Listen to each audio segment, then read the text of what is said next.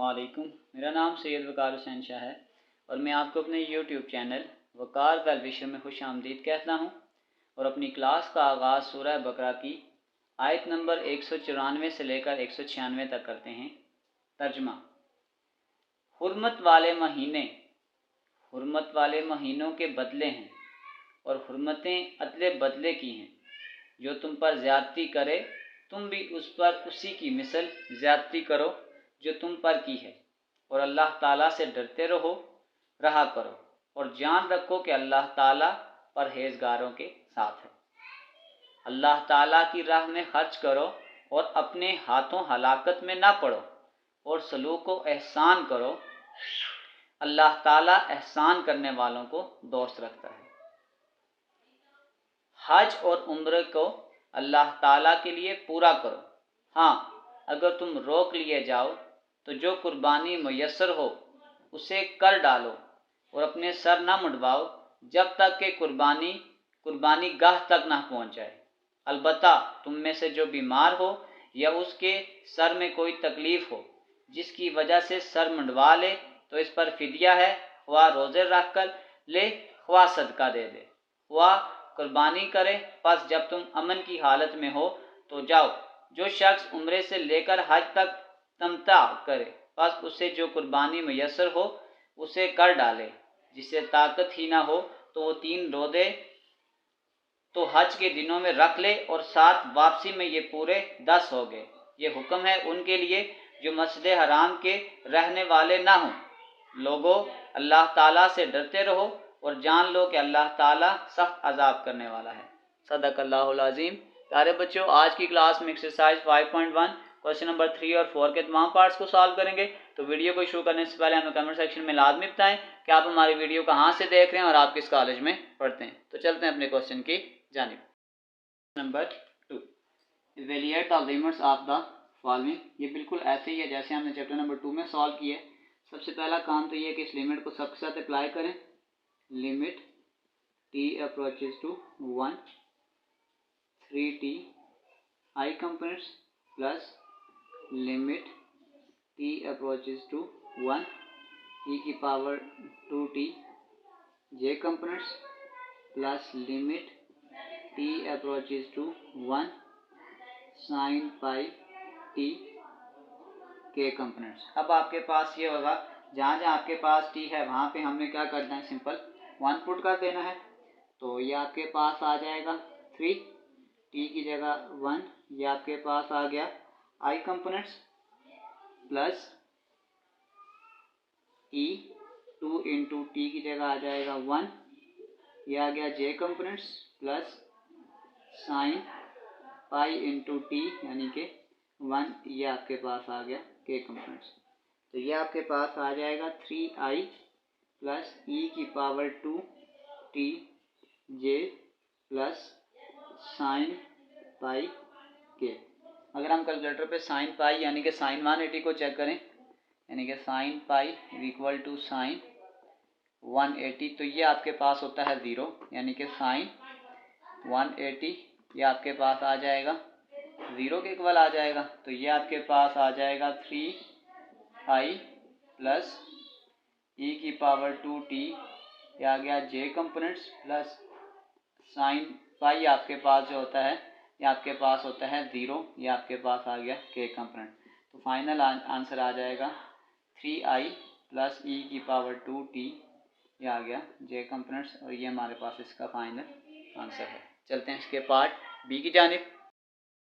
B बिल्कुल same तरीका का, सबसे पहले सबके साथ लिमिट को अप्लाई करें।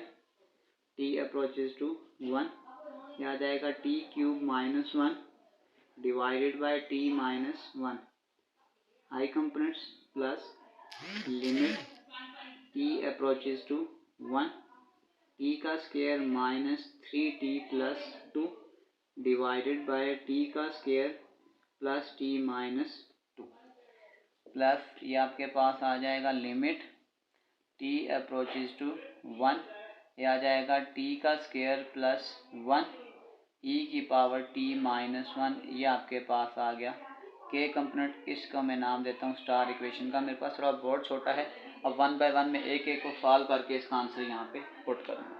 अब सपोज करेंगे अगर हम यहाँ पे इस पार्ट को लेते हैं यहाँ पे, यानी कि limit t approaches to 1 t का cube -1 divided by t -1। Suppose करें कि मैं अगर डायरेक्ट लिमिट को पुट करता हूँ तो ये आपके पास आ जाएगा 1 -1 तो ये कैंसिल होगा, तो ये आपके पास आ जाएगा 0 बाय 0 फॉर्म। तो हम जब भी क्वेश्चन को सॉल्व करेंगे तो हमने कोशिश करना है कि हम 0 बाय 0 फॉर्म नहीं बनने देंगे, यानी कुछ इस तरह करेंगे कि इसकी सिंप्लीफिकेशन करके हम इसको फर्दर सॉल्व करें। तो इसकी मैं पहले कुछ सिंप्लीफिकेशन करता हूँ। यहाँ पे फार्मूला बनाने की कोशिश करूँ तो ये आ जाएगा लिमिट t अप्रोचेज टू 1, तो ये फार्मूला होता है a माइनस बी ए का square plus A B plus B का स्क्वायर डिवाइडेड बाय t -1। ये इसके साथ कैंसिल हो जाएगा, तो ये आ जाएगा limit t approaches to 1 t का स्क्वायर प्लस t प्लस 1।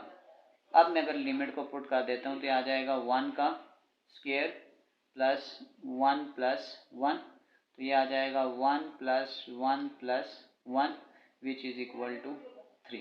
यानी जो आई कंपोनेंट का पूरा कंप्लीट सॉल्व करने के बाद जो आंसर आएगा वो आपके पास आ जाएगा 3। इस 3 को डायरेक्ट मैं अब उस आंसर में पुट कर दूंगा।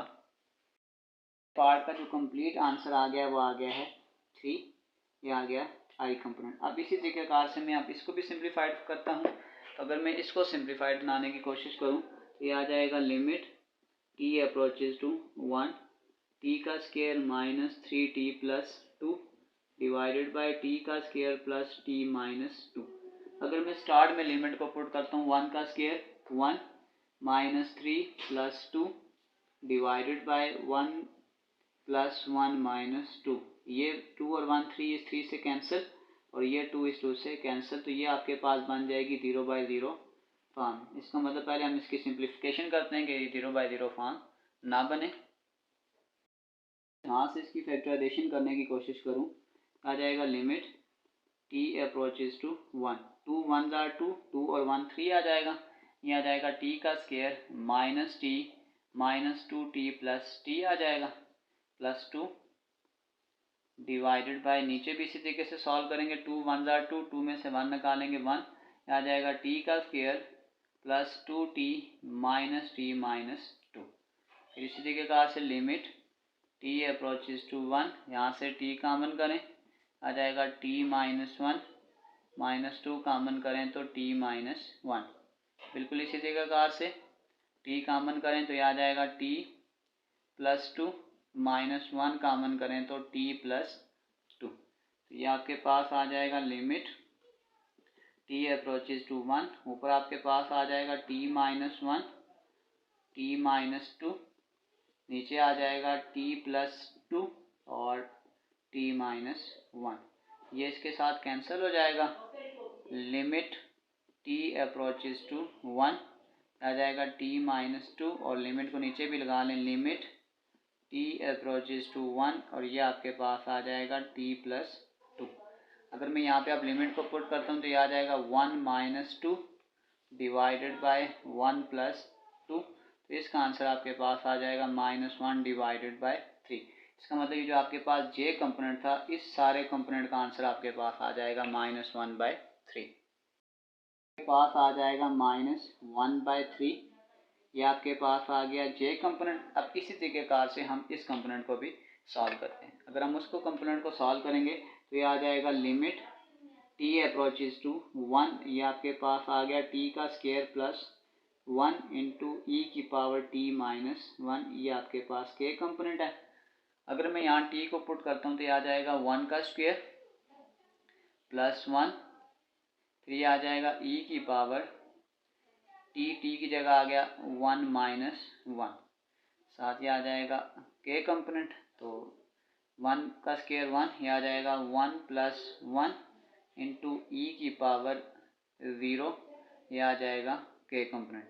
e पावर 0 इक्वल टू 1, तो ये आ जाएगा 2 इंटू 1 इंटू k कंपोनेंट्स, तो ये आ जाएगा 2 k वेक्टर की फॉर्म में आ जाएगा। तो इसका आंसर आपके पास आ जाएगा +2 के वेक्टर की फॉर्म। तो ये हमने आई, जे और के को सिंप्लीफाइड फॉर्म बना लिया। तो ये हमारे पास इसका फाइनल आंसर है। चलते हैं इसके नेक्स्ट पार्ट की जानिब। सी, सबसे पहले लिमिट को अप्लाई करेंगे। क्या आ जाएगा? Limit T approaches to 0 sine T divided by T, ये आ गया I vector, plus limit T approaches to 0 1 minus cos T divided by T, ये आ गया J components, plus limit T approaches to 0 E की पावर 1 माइनस टी, ये आ गया के कंपोनेंट्स। अब हमारे पास एक फार्मूला होता था, हमने चैप्टर नंबर 2 में इसका इस्तेमाल किया है कि लिमिट थीटा अप्रोचेज टू 0 यानी कि sine theta divided by theta which is equal to 1। इसको आप यूँ समझिए, लिखा हुआ है sine theta divided by theta which is equal to 1। तो ये आ जाएगा 1 इंटू आई कंपोनेंट्स, प्लस अब देखिए यहाँ पे अगर मैं 0 पुट कर देता हूँ तो ये 0 आ गया, कॉस 0 0 1 होता है। तो यहाँ पे आपके पास अगर देखा जाए इस स्टेप में आपके पास जो बन रही है 0/0 फॉर्म बन रही है। इस स्टेप में 0/0 फॉर्म ना बनने तो इसको हम थोड़ा सा सिंप्लीफाइड फॉर्म बनाएंगे, यानी T approaches to 0 1 minus cos T divided by T, multiply कर देंगे इसको 1 प्लस कॉस टी के साथ, ऊपर भी और नीचे भी कॉस टी। ये आपके पास आ गया जे कंपोनेंट्स, प्लस अगर यहाँ पे पुट करें तो ये आ जाएगा ई की पावर 1 माइनस 0 के कंपोनेंट्स। थोड़ा सा इसको सिंप्लीफाइड फॉर्म बनाने की कोशिश करते हैं। देखिए ये आपके पास आ जाएगा I plus limit T approaches to 0, ऊपर आपके पास आ गया A minus B, A plus B, ये आ जाएगा ए का स्क्वायर माइनस कॉस टी का square divided by T into 1 plus cos T, ये आ गया जे कंपोनेंट्स, प्लस ये आ जाएगा ई की पावर 1 के कंपोनेंट्स। अब हमारे पास एक फार्मूला होता है sine square theta plus cos square theta equal to 1। अगर मैं इस कॉस स्क्वायर को तो ले जाऊँ तो ये आ जाएगा sine square theta is equal to 1 minus cos square theta. तो आप ये देखें, ये आपके पास लिखा हुआ है 1 माइनस कॉस स्क्वायर थीटा, तो इस सारे की जगह मैं लिख सकता हूँ साइन स्क्वायर थीटा। तो ये आपके पास आ जाएगा I plus limit T approaches to 0, ये आपके पास आ जाएगा sine square T divided by T into 1 plus cos T, ये आपके पास आ गया J components plus E into K components. अगर मैं यहाँ से यूँ कर लूँ I plus limit T approaches to 0, ये साइन स्क्वायर टी है, इसको मैं 2 दफ़ा लिख लेता हूँ, यानी sine T divided by T, ये मैं अलग कर देता हूँ, limit T approaches to 0 sine T divided by 1 plus cos T आ जाएगा, कॉस टी। ये आपके पास आ गया जे कंपोनेंट्स प्लस ई की पावर के कंपोनेंट्स। अब आपके पास ये आ गया है आई कंपोनेंट्स, प्लस ये सारा आपके पास sine theta divided by theta into 1 into ये आपके पास आ जाएगा sine 0 divided by 1 plus cos 0, ये आ गया जे कंपोनेंट्स प्लस ई की पावर के। अब आपके पास जो साइन 0 होता है वो आपके पास 0 होता है, तो इसका मतलब ये पूरी टर्म को जब मैं इससे मल्टीप्लाई करूँगा तो ये आ जाएगा I plus 1 dot 0 divided by 1 plus 1। जब इसमें पूरी टर्म को इस 0 से मल्टीप्लाई करूँगा तो ये जे वाई टर्म पूरी कैंसिल हो जाएगी। तो इसका जो फाइनल आंसर आ जाएगा वो आ जाएगा I plus 0j plus E power के, ये हमारे पास इसका फाइनल आंसर है। तो चलते हैं इसके लास्ट पार्ट की जानिब। 4, सबसे पहले लिमिट अप्लाई करेंगे, limit T approaches to 0 sine 2t divided by 2t, ये आ गया I components, plus limit T approaches to 0 log of 4 plus T J components. तो यहाँ पे तो हमने भी एक फार्मूला यूज़ किया है कि limit theta approaches to 0 sine theta divided by theta which is equal to 1। इसका मतलब ये तो सारा आपके पास किसके बराबर हो गया, 1 के बराबर, 1 इंटू आई प्लस, जब यहाँ पे मैं t को पुट करूँगा तो ये आ जाएगा log of 4 plus 0 into J components. तो इसका आंसर आपके पास आ जाएगा i प्लस log ऑफ 4 जे, ये हमारे पास इसका फाइनल आंसर है। इसके नेक्स्ट क्वेश्चन की जानिब 4, क्वेश्चन नंबर 4 को सॉल्व करने से पहले एक छोटा सा कंसेप्ट है, continuity of a vector. A vector f of t is said to be continuous at t is equal to t naught। कि अगर हमारे पास एक वेक्टर होगा वो कंटिन्यूस होगा अगर वो हमारी इन तीन कंडीशन को सेटिस्फाइड कर रहा है। सबसे पहले f of t not is defined, उस पर जब हम लिमिट अप्लाई करें तो लिमिट एग्जिस्ट भी करे, और फिर ये f ऑफ t नॉट और जो लिमिट का आंसर है ये एक दूसरे के इक्वल हो। सपोज करते हैं हम कहते हैं f ऑफ t जो आपके पास है एक फंक्शन है x प्लस 1। सबसे पहले हम ये चेक करते हैं कि क्या ये डिफाइन है। अगर सपोज करेंगे मैं यहाँ पे पुट करता हूँ f ऑफ 0 यानी t की जगह मैंने 0 पुट कर दिया, तो 0 plus 1 which is equal to 1। तो इसका मतलब है कि ये फंक्शन जो पहली कंडीशन है वो सेटिस्फाइड कर रही है कि ये फंक्शन डिफाइन है। अगला कंसेप्ट ये है कि मैंने लिमिट पुट करना है, तो ये आ जाएगा limit t approaches to 0 f of t, limit t approaches to 0, यहाँ पे x की जगह आप t लिखें, t वेरिएबल इस्तेमाल कर रहे हैं, t प्लस 1। तो यहाँ पे जब हम t को पुट करेंगे 0 plus 1 which is equal to 1। और थर्ड कंडीशन के क्या ये एक दूसरे के इक्वल हैं, तो limit t approaches to t not f of t is equal to f of t। तो अब आप देखें तो जब हमने लिमिट पुट किया तब भी आंसर 1 था, और जब हमने f ऑफ t पुट किया तब भी आंसर 1 है। तो जब किसी भी क्वेश्चन में ये तीन कंडीशन सेटिस्फाइड कर जाएंगी तब जाके हम ये कहेंगे कि वो जो वेक्टर है वो आपके पास कंटिन्यूस है, और अगर हमारी एक भी कंडीशन सेटिस्फाइड नहीं करेगी तो फिर वो वेक्टर कंटिन्यूस नहीं होगा। तो चलते हैं इसके क्वेश्चन की जानिब। 4, test the continuity of the following expression for all value of t। सबसे पहले हम इसको स्टैंडर्ड फॉर्म में लिखेंगे जैसे हमने डेफिनेशन में लिखा था, तो हम 1 बाय 1 इसको सॉल्व करेंगे। तो इसको मैं यूँ लिख देता हूँ f of 1t, f of 1t, इसको i कंपोनेंट को अलग कर दें, फिर ये आ जाएगा f ऑफ 2t, ये j कंपोनेंट बना लेते हैं, और ये आ जाएगा f ऑफ 3t, ये आपके पास आ गया k कंपोनेंट। अब 1 बाय 1 हम क्या करते हैं, एक एक को अलग से डिफाइन करते हैं। सब हम इसके i, j और k कंपोनेंट को अलग अलग सॉल्व करते हैं।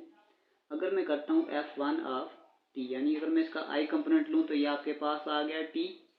सबसे पहले हम ये देखते हैं कि क्या f ऑफ t डिफाइन है। पहली कंडीशन अगर हम लगाते हैं तो सपोज करेंगे यहाँ पे मैं 1 पुट कर लेता हूँ, तो ये आ जाएगा f of 1 is equal to 1। इसका मतलब यहाँ पे मैं t की जगह कोई भी वैल्यू पुट करूँगा तो कोई ना कोई आंसर आ रहा है, इसका मतलब ये तो आपके पास आ गया डिफाइन। फिर अगर मैं यहाँ पे लिमिट पुट करता हूँ कि limit t approaches to 1 f of t, तो अगर मैं t में जब 1 पुट करूँगा तो ये 1 आ गया। सेकंड कंडीशन भी, इसका मतलब लिमिट एग्जिस्ट करती है, लिमिट एग्जिस्ट भी करती है। अगर मैं थर्ड कंडीशन लगाऊं तो ये दोनों एक दूसरे के इक्वल भी हैं, यानी कि limit t approaches to 1 f of t which is equal to f of t। तो तीनों कंडीशन सेटिस्फाइड कर रही हैं, तो इसका मतलब ये है अगर हम इसके अभी i कंपोनेंट के बात करें तो i कंपोनेंट के लिए यहाँ पे ये जो फंक्शन है ये आपके पास कंटिन्यूस है। इसलिए अब हम इसके j कंपोनेंट को डिस्कस करते हैं। अगर इसके j कंपोनेंट के लिए बनाते हैं तो ये आ जाएगा f2 of t is equal to, ये आपके पास आ गया 3, यानी j कंपोनेंट के लिए बनाएंगे 3। अब अगर पहली वैल्यू देखें, मिसाल के तौर पर यहाँ मैं t में कोई भी रैंडमली वैल्यू पुट कर लेता हूँ f2 ऑफ 5, तो उसका आंसर आ जाएगा 3। इसका मतलब ये पहली कंडीशन तो सेटिस्फाइड कर रही है कि इसके लिए डिफाइन। अगर मैं लिमिट भी पुट कर देता हूँ कि limit t approaches to 5 f of t, तो इसका आंसर फिर लिमिट पुट करने से 3 आएगा, क्योंकि वेरिएबल है नहीं तो कोई चेंज नहीं आएगा। तो इसका मतलब कि दोनों कंडीशन सेटिस्फाइड कर रही हैं, तो limit t approaches to 5 f of t is equal to f of t, ये तीनों कंडीशन सेटिस्फाइड कर रही हैं। इसका मतलब जो इसका j कंपोनेंट है उसके लिए भी ये फंक्शन कंटिन्यूस है। अब इसी तरीक़ेकार से हम इसके k फंक्शन को डिस्कस करते हैं। तो अब आपके पास ये आ जाएगा f of 3 into T, k component आपके पास -1 माइनस टी। अगर मैं यहाँ पे रेंडमली एक वैल्यू पुट कर लेता हूँ, 1 ही पुट कर लेता हूँ, f ऑफ 3 इंटू 1 माइनस ये आ जाएगा 1 माइनस 1। तो जब मैं यहाँ पे -1 मैंने पुट किया तो ये कैंसिल हो जाएगा, f of 3 into 1 which is equal to -0। तो 0 कोई फंक्शन है, इसका मतलब ये इसके लिए डिफाइन आ गया। ये पहली कंडीशन आ गई। अगर मैं सेकंड कंडीशन लगाता हूँ कि लिमिट आ गया, फिर आपके पास आ जाएगा कि t अप्रोचेस टू, यहाँ मैंने पुट किया था 1, ये आ जाएगा f ऑफ t, तो ये आ जाएगा -1 माइनस 1 आ जाएगा, ये इसके साथ कैंसिल होकर यहाँ पे भी आंसर -0 आ गया। दूसरी कंडीशन भी सेटिस्फाइड। इसका मतलब अगर मैं लेफ्ट हैंड साइड यानी लिमिट t अप्रोचेस टू 1, ये आ जाएगा f of t which is equal to f of t। इसका मतलब तीसरी कंडीशन इसके k कंपोनेंट्स पे भी सेटिस्फाइड कर रही है। इसका मतलब है कि all condition satisfied, f of t is continuous. कहते हैं कि 10 ऑल कंडीशन सेटिस्फाइड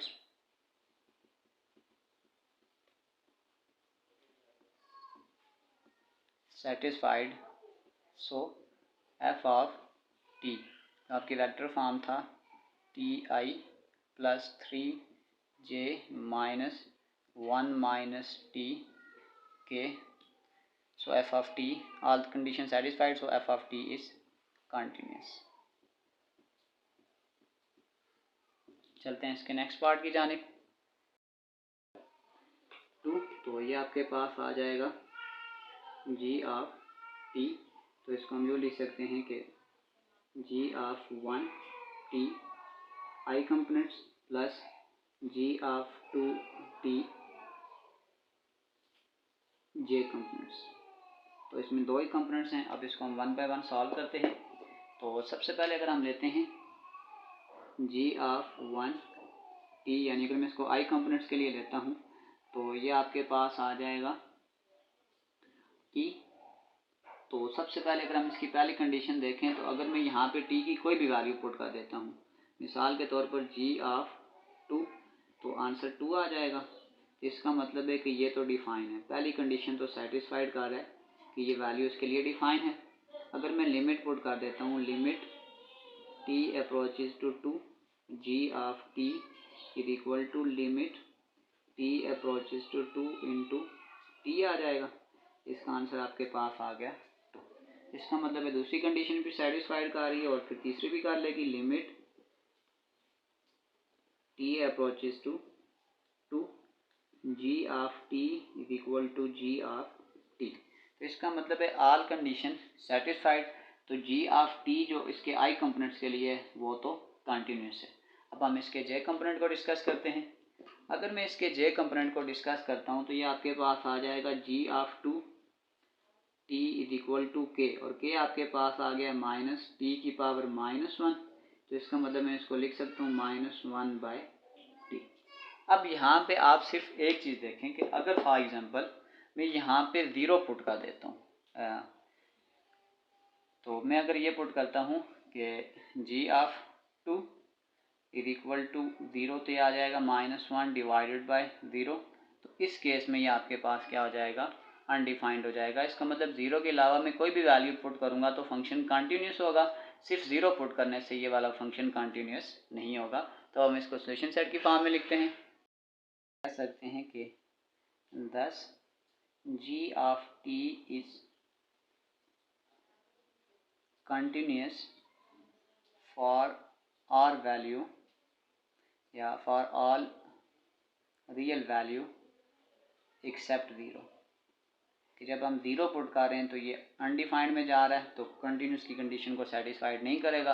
बाकी कोई भी वैल्यू पुट करते हैं तो उसके लिए ये फंक्शन कंटिन्यूस है। नेक्स्ट पार्ट सी, तो इसको पहले मल्टीप्लाई कर लें, आ जाएगा e power t into T I vector form, E की power T power -1 J plus E की पावर टी इंटू 3 के वेक्टर। तो अगर मैं इसको उसी फॉर्म में लिखूं, स्टैंडर्ड फॉर्म में आ जाएगा f of t is equal to F1 t i plus F2 t j plus F3 और यहाँ पे आ जाएगा टी के आ जाएगा। अब मैं इसके एक एक पार्ट के लिए इसको कंडीशन पे अप्लाई करता हूँ।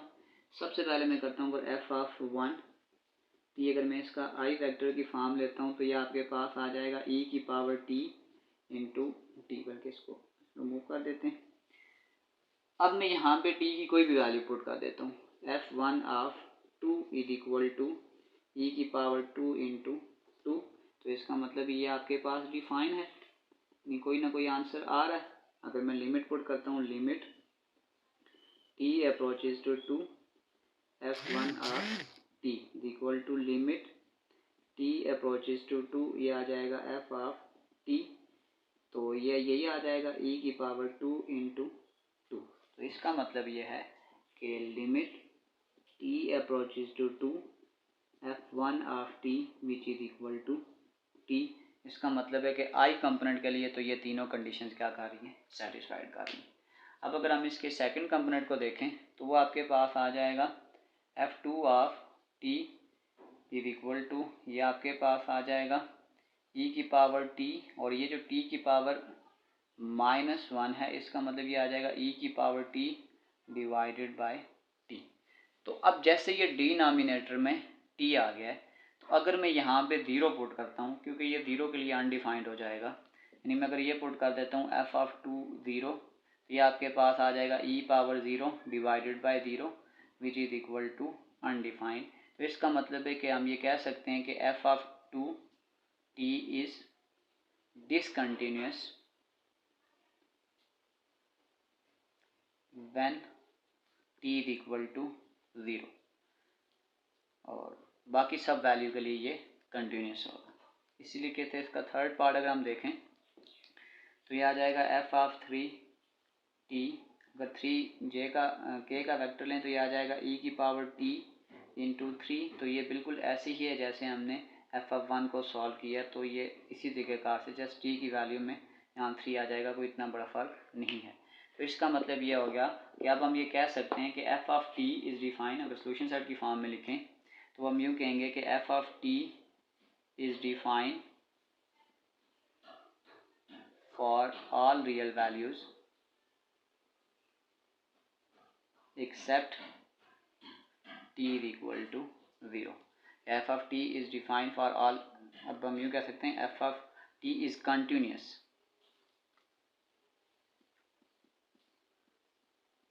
जब हम t की वैल्यू पुट करेंगे 0 तो यहाँ पे ये अनडिफाइंड हो जाएगा, तो उस सिनेरियो में ये डिसकंटिन्यूस बन जाएगा, बाकी सब फंक्शन की वैल्यू के लिए ये कंटिन्यूस होगा। लास्ट पार्ट नंबर डी, तो इसको सबसे पहले आई और जे को अलग अलग कर लेते हैं। आ जाएगा t डिवाइडेड बाय टी का square plus t i component plus under root t divided by t का स्क्वायर प्लस टी, तो ये आपके पास आ जाएगा जे कंपोनेंट। तो इसको हम यूँ लिख सकते हैं f of 1 T I part plus F of 2 T, ये आपके पास आ गया जे पार्ट। अब हम 1 बाय 1 एक एक पार्ट को अगर हम सॉल्व करें तो सबसे पहले अगर हम सॉल्व करते हैं एफ ऑफ 1 टी, तो अगर इसको आप देखें तो ये आपके पास आ गया टी डिवाइडेड बाय टी का स्क्वायर प्लस टी।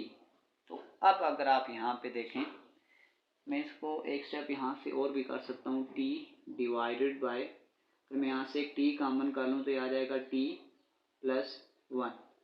इसका मतलब ये हुआ कि अगर मैं यहाँ पे नीचे 0 पुट कर देता हूँ, मैं ऐसे कर लेता हूँ, जब टी में 0 पुट करूँगा तो ये आ जाएगा 0 डिवाइडेड बाय 0 इंटू 0 प्लस 1। तो इसका मतलब ये सारा नीचे 0 बन जाएगा, तो यहाँ पे 0 बाय 0 फॉर्म बन जाएगी जब मैं t को 0 पुट करता हूँ। और अगर मैं t को पुट करता हूँ -1 तो ये आ जाएगा 1 डिवाइडेड बाय, इस t की जगह आ जाएगा -1 -1 प्लस 1। तो ये कैंसिल होगा, यहाँ पे भी ज़ीरो फॉर्म आ जाएगी, नीचे ज़ीरो आ जाएगा। तो इसका मतलब है कि यहाँ पे मैं सारी वैल्यूज़ पुट कर सकता हूँ except t is equal to zero और t is equal to -1।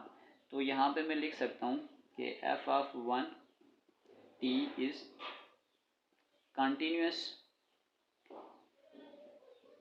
For all real values except t is equal to 0 and t is equal to -1।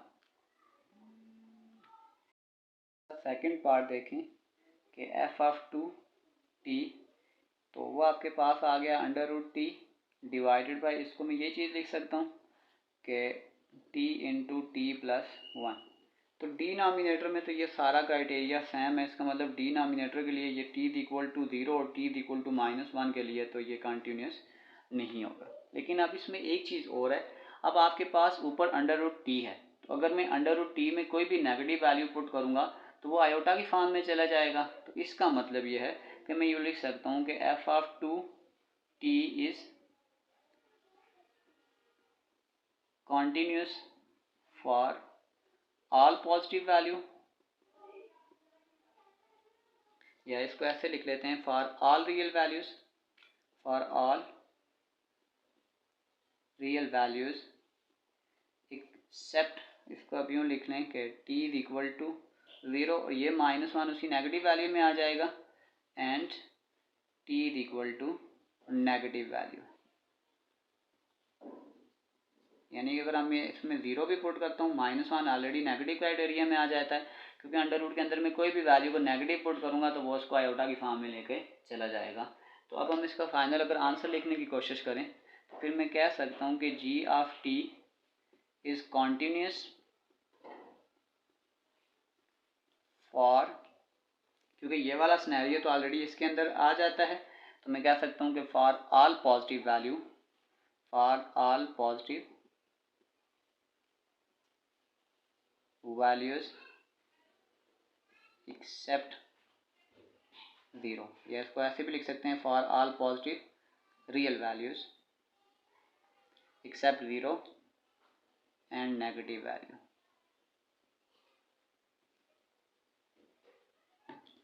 तो इसी के साथ हमारी एक्सरसाइज 5.1 और 5.2 कंप्लीट सॉल्व हो चुकी है। आखिर में मैं एक प्ले लिस्ट लगा दूंगा, उस प्ले लिस्ट में जाकर आप किसी भी वैल्यू को विज़िट करना चाहें तो आसानी से विज़िट कर सकते हैं। आखिर में एक छोटा सा मैसेज अपने देखने और सुनने वालों के लिए, इससे पहले कि आप मेरा फैसला करें, आप बेहतर तौर पर इस बात को यकीनी बनाएं कि आप खुद कामिल हैं। प्यारे बच्चों, अपना बहुत सारा ख्याल रखें, मिलते हैं अगली वीडियो में, तब तक के लिए अल्लाह हाफिज़।